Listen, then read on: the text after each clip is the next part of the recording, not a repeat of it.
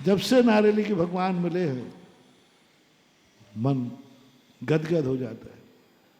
उनकी छवि आते ही मुझे एक बहुत बड़ा वरदान उस मूर्ति के सामने मिला था। उस मूर्ति के सामने हमें एक प्रश्न का जवाब मिला था कि एक हमारे छोटे महाराज का एक मरण हुआ था, आकस्मिक हो गया। 2-3 महाराजों का ऐसा हो गया। तो मेरे मन में अच्छा भाव नहीं आया। मैंने कि भगवान, ये इस प्रकृति के न्यायालय में गलत है। कम से कम किसी का नंबर आना चाहिए तो क्रम से आना चाहिए।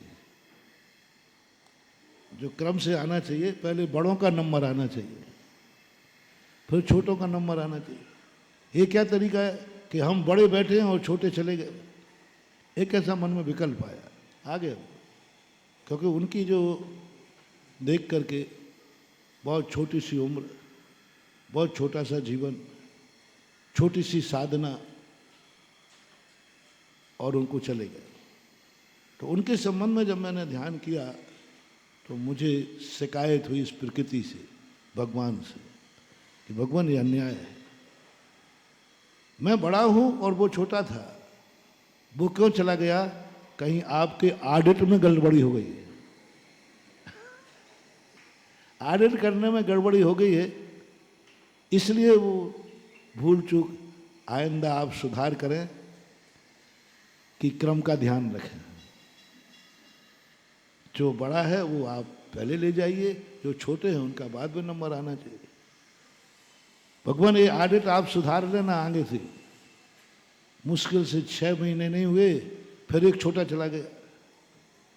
फिर मैंने कि भगवान आपसे कहा था कि ऑडिट सुधार लेना, वो नहीं सुधरा।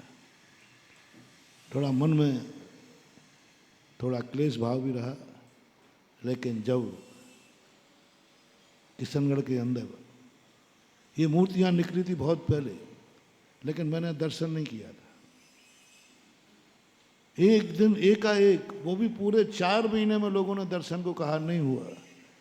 चातुर्मास के बाद एकाएक एक गोधाम में मूर्तियां भूगर्भ से निकली थी। वहाँ सुबह देखने अनायास, पता नहीं किसी ने कुछ नहीं कहा, सुबह शौच के लिए जाता था, एकाएक कहा, मैंने कि चलो आज मूर्तियां देखने चलते हैं।